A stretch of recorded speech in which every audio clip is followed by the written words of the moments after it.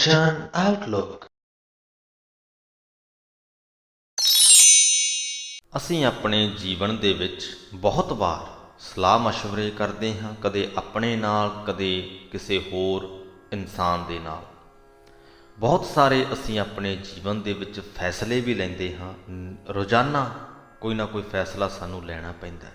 ਇੱਕ ਦਿਨ ਦੇ ਵਿੱਚ ਅਸੀਂ ਕਈ ਫੈਸਲੇ ਲੈਂਦੇ ਹਾਂ। ਬਹੁਤ ਸਾਰੇ ਵਿਚਾਰਾਂ ਨੂੰ ਅਸੀਂ ਸਿਆਣੇ ਵਿਚਾਰ ਮੰਨਦੇ ਹਾਂ, ਸਿਆਣਪ ਮੰਨਦੇ ਹਾਂ। ਬਹੁਤ ਸਾਰੇ ਕੰਮਾਂ ਨੂੰ ਅਸੀਂ ਸਿਆਣਪ ਮੰਨਦੇ ਹਾਂ। ਕਿਸੇ ਵੀ ਸਥਿਤੀ ਦੀ ਗੱਲ ਕਰ ਲਈਏ ਤਾਂ ਹਰ ਇੱਕ ਦੀ ਆਪਣੀ ਇੱਕ ਸੋਚ ਹੋਏਗੀ ਕਿ ਇਸ ਸਥਿਤੀ ਦੇ ਵਿੱਚ ਇੰਜ ਕਰਨਾ ਸਿਆਣਪ ਹੈ। ਸ਼੍ਰੀ ਗੁਰੂ ਗ੍ਰੰਥ ਸਾਹਿਬ ਜੀ ਦੇ 380ਵੇਂ ਅੰਗ ਦੀ ਬਾਣੀ ਦੇ ਵਿੱਚ ਗੁਰੂ ਅਰਜਨ ਸਾਹਿਬ ਸਾਨੂੰ ਦੱਸਦੇ ਨੇ ਕਿ ਜੋ ਪ੍ਰਮਾਤਮਾ ਦੇ ਸੇਵਕ ਨੇ ਉਹਨਾਂ ਦੇ ਲਈ ਮਸ਼ਵਰਾ, ਫੈਸਲਾ ਤੇ ਸਿਆਣਪ ਕੀ ਹੈ।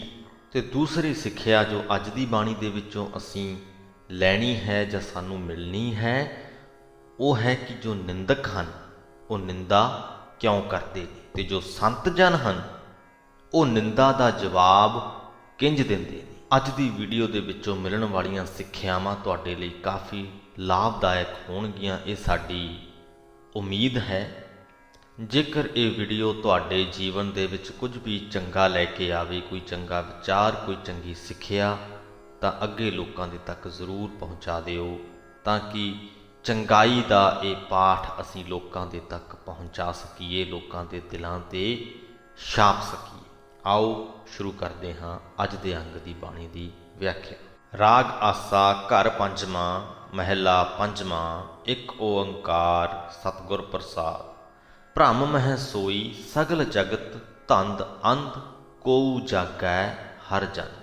ਸਾਰੀ ਲੋਕਾਈ ਜਗਤ ਦੇ ਧੰਦਿਆਂ ਦੇ ਵਿੱਚ ਅੰਨੀ ਹੋਈ, ਮਾਇਆ ਦੀ ਭਟਕਣਾ ਦੇ ਵਿੱਚ ਸੁੱਤੀ ਹੋਈ ਹੈ। ਭ੍ਰਮ ਮਹਿ ਸੋਈ ਸਗਲ ਜਗਤ, ਧੰਦ ਅੰਧ ਕੋਊ ਜਾਗੈ ਹਰ ਜਨ। ਕੋਈ ਵਿਰਲਾ ਪਰਮਾਤਮਾ ਦਾ ਭਗਤ ਹੈ ਜੋ ਇਸ ਨੀਂਦ ਦੇ ਵਿੱਚੋਂ ਜਾਗ ਰਿਹਾ ਹੈ। ਯਕੀਨ ਮੰਨਿਓ, ਤੁਸੀਂ ਗੁਰਬਾਣੀ ਨੂੰ ਸੁਣ ਰਹੇ ਹੋ, ਗੁਰਬਾਣੀ ਨੂੰ ਸਮਝ ਰਹੇ ਹੋ, ਤੁਸੀਂ ਜਾਗ ਰਹੇ ਹੋ।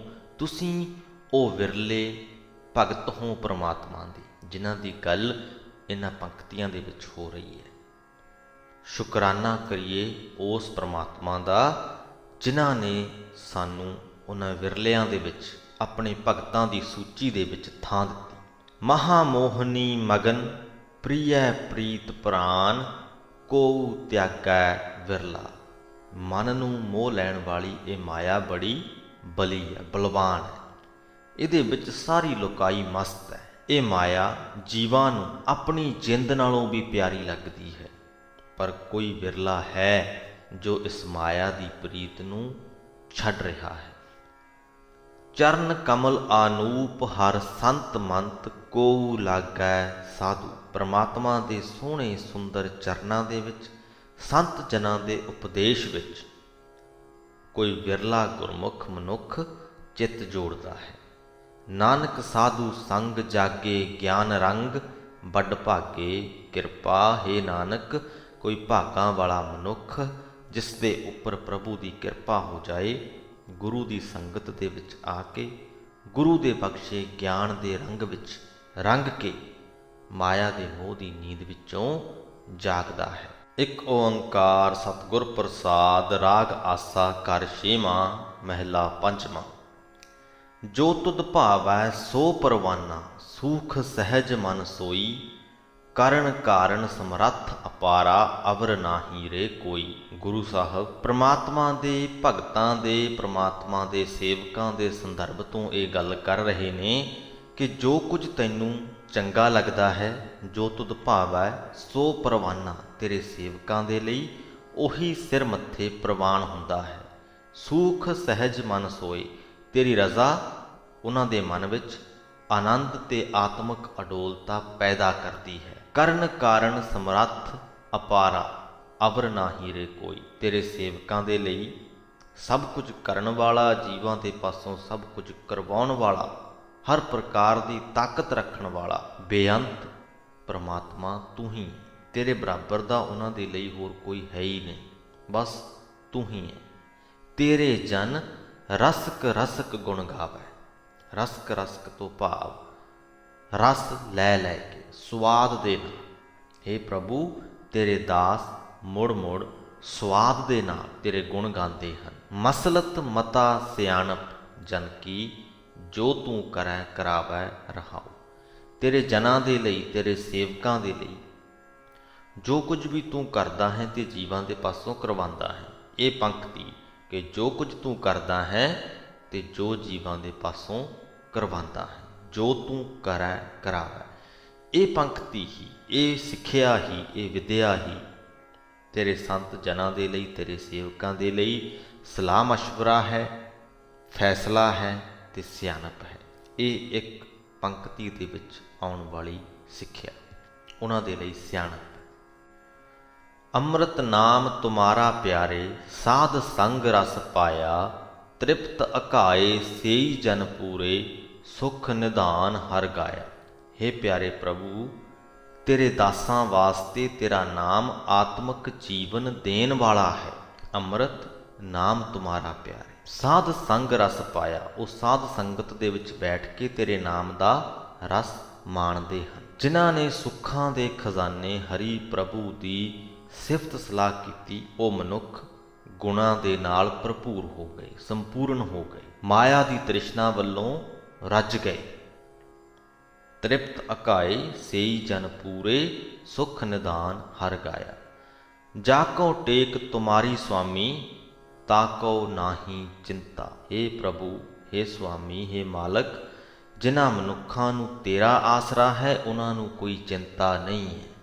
ਜਿਹੜੇ ਆਪਣੇ ਆਪ ਦੇ ਵਿੱਚ ਵੱਡੇ ਬਣੇ ਫਿਰਦੇ ਨੇ, ਜੋ ਆਪਣੇ ਆਪ ਨੂੰ ਹੀ ਸਭ ਕੁਝ ਮੰਨਦੇ ਨੇ, ਉਹੀ ਚਿੰਤਤ ਨੇ। ਜਿਨ੍ਹਾਂ ਨੇ ਤੈਨੂੰ ਆਪਣੇ ਜੀਵਨ ਦਾ ਆਸਰਾ ਮੰਨ ਲਿਆ ਉਹ ਤੇ ਚਿੰਤਾ ਮੁਕਤ ਹੋ ਗਏ। ਉਹਨਾਂ ਨੇ ਤੇ ਆਪਣੀ ਸਾਰੀ ਚਿੰਤਾ ਪ੍ਰਮਾਤਮਾ ਤੈਨੂੰ ਦੇ ਦਿੱਤੀ। ਉਹਨਾਂ ਨੂੰ ਤੂੰ ਜੋ ਵੀ ਕਰਦਾ ਹੈ ਸਭ ਪ੍ਰਵਾਨ ਹੈ। ਕਿਸੇ ਵੀ ਗੱਲ ਤੋਂ ਕਿਸੇ ਵਰਤਾਰੇ ਤੋਂ ਕੋਈ ਗਿਲਾ ਸ਼ਿਕਵਾ नहीं है। जाको दया तुम्हारी होई से शाह भले भगवंता। हे स्वामी जिन्हां उत्ते तेरी मिहर हुंदी है वो नाम धन दे नाल शाहूकार बन जाते ने, भागां वाले बन जाते ने। भरम मोह ध्रो सब निकसे जब का दर्शन पाया।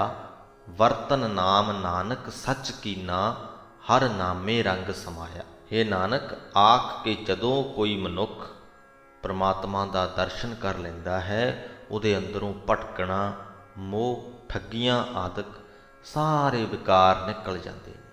वो मनुख सदा कायम रहन वाले परमात्मा के नाम नूं अपनी रोज़ की वर्तन बना लेंदा है, अपने जीवन का अनिखड़वां अंग बना लेंदा है। वो प्रभु के प्रेम रंग दे विच रंग के परमात्मा के नाम विच ही लीन रहिंदा है। आसा महला पंजवा। जन्म जन्म की मल धोवै पराई अपना कीता पावै। इहां सुख नहीं दरगह ढोई जमपुर जाए पचावै। निंदक की गल हो रही है। जन्मां जन्मांतरां तो कीते हुए विकारां दी मैल परायां दी ਉਹ ਧੋਂਦਾ है। जन्म जन्म की मल धोवै पराई अपना कीता पावै। वो अपने कीते मंदे कर्मां दा फल आप ही भोगदा है। निंदा दे कारण ना तो उन्होंने इस लोक दे विच सुख मिलता है, ना ही परमात्मा की हजूरी दे विच उन्होंने आदर मिलता है। जमपुर यानी नरक दे विच जाके भी दुखी हुंदा रहिंदा है। निंदक अहला जन्म गवाया पहुँच ना साकै काहू बातै आगै ठौर ना पाया रहाओ। जो संतां दी निंदा करन वाले मनुख ने वो अपना कीमती मनुखा जन्म गवा लेंदे ने। उन्होंने आस ये हुंदी है कि संत जना की निंदा करांगे तां संत जना नूं असीं नीचे सिट लवांगे, डेग लवांगे, दुनिया दीयां नज़रां दे विच उन्हां नूं सुट लवांगे ते खुद आदर सत्कार हासिल कर लवांगे। लेकिन जो निंदक है वो किसी भी गल दे विच संत जना की बराबरी कर नहीं सकता। पहुँच ना सकै काहू बात है। संतां की बराबरी नहीं कर सकता निंदक। ते निंदा के कारण अगां परलोक दे विच भी उन्होंने आदर की थां नहीं मिलती, आगै ठौर ना पाया। किरत पया निंदक बपुरे का क्या ओह करै विचारा। इस पंक्ति दे विच गुरु साहब सानू जवाब देंदे ने कि जो निंदक है वो निंदा क्यों करता। गुरु जी कहते कि उहदे भी वस की गल नहीं। क्या ओह करै विचारा, भी वो विचारा की करे, उहदे वस की गल नहीं। किरत पया निंदक बपुरेगा, उस विचारे दे पिछले जन्मां दे विच कीते कर्मां दे संस्कार उस मंदभागी निंदक दे पल्ले पै जांदे ने। शुरू तो ही उन्हें जो सिੱਖਿਆ जो कीता ਉਹਦੇ संस्कार ही ने जो ਉਹਨੂੰ निंदा करन ते मजबूर कर देंदे ने। ਉਹਦਾ वास ही नहीं चलदा। तहां बिगुता जहां कोई ना राखै ओह किस पह करे पुकारा। निंदक अजिही निगरी हुई आत्मक दशा दे विच पुज जांदा है जिथे कि कोई ਉਹਦੀ मदद नहीं कर सकता। सहायता वास्ते ਉਹ ਕਿਸੇ ਕੋਲ पुकार करन जोगा भी नहीं रहिंदा। ਅਸੀਂ सहायता दे लई मदद दे लई पुकार कदों करते हैं जदों सानू लगदा कि ਅਸੀਂ ਕਿਸੇ समस्या दे विच घिरे होए हैं। पर जो निंदक है, निंदा करना ਉਹਨੂੰ समस्या लगदी ही नहीं। ਉਹਨੂੰ पता ही नहीं कि निंदा करन दे कारण ही ਉਹ दुखी हो रहा है। इस गल दा ਉਹਨੂੰ इल्म ही नहीं कि ਉਹਦੀ जिंदगी ते बड़ी सोहनी है, कोई दुख तकलीफां नहीं ने। जे वो दुखी है तो सिर्फ निंदा के कारण। दुखी इस करके नहीं है कि उहदे खुद के जीवन दे विच तंगी है।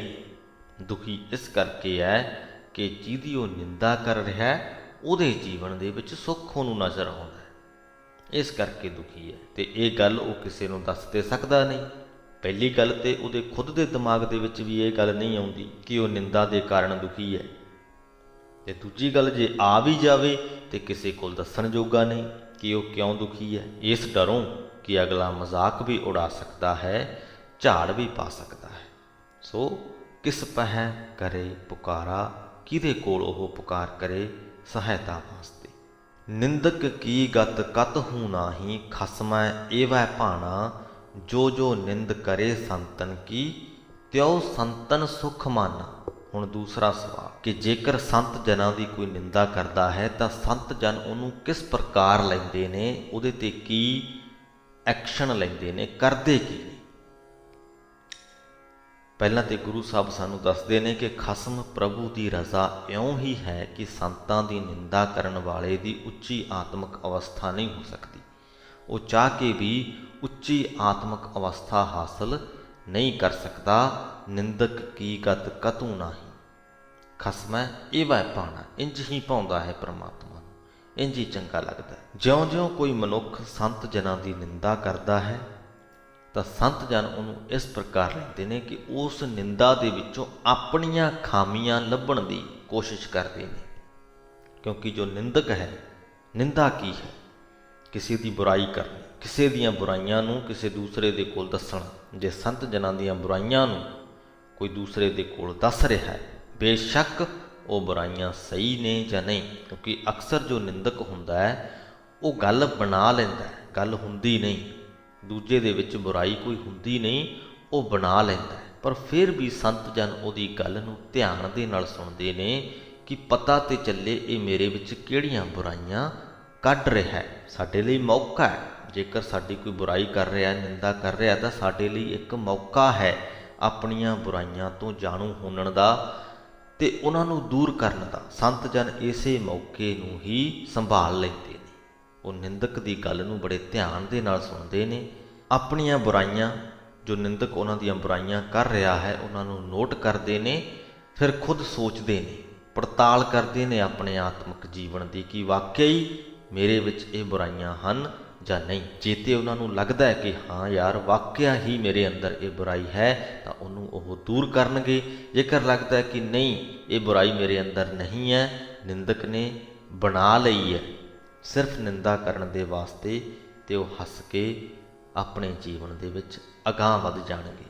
पर निंदा दे विचों भी वो सुख ही मानणगे, दुखी नहीं होणगे। जो जो निंद करे संतन की त्यों संतन सुख माना।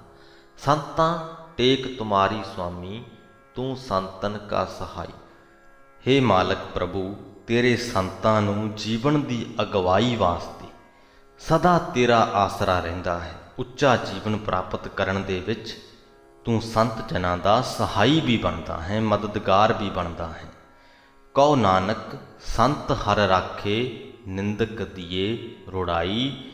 ਹੇ ਨਾਨਕ, ਇਹ ਆਖ ਕਿ ਨਿੰਦਾ ਦੀ ਬਰਕਤ ਦੇ ਨਾਲ ਸੰਤਾਂ ਨੂੰ ਤੇ ਪ੍ਰਮਾਤਮਾ ਮੰਦ ਕਰਮਾਂ ਤੋਂ ਬਚਾਈ ਰੱਖਦਾ ਹੈ, ਪਰ ਨਿੰਦਾ ਕਰਨ ਵਾਲਿਆਂ ਨੂੰ ਨਿੰਦਾ ਦੇ ਹੜ੍ਹ ਵਿੱਚ ਹੀ ਰੋੜ ਦਿੰਦਾ ਹੈ।